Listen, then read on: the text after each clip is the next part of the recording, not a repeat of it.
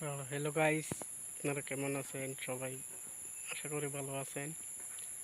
তো আমি একটা কথা নিয়ে আইছি।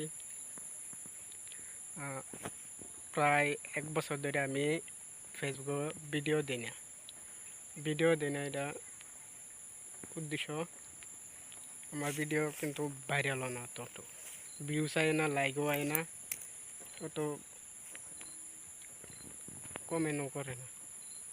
এই কারণে আমি ভিডিও দিতাছি না। আর আজকে ভিডিও আপলোড দেম, আজকে থেকে আরম্ভ করাম 2-3টা ডেইলি ভিডিও আপলোড করা থাকবে।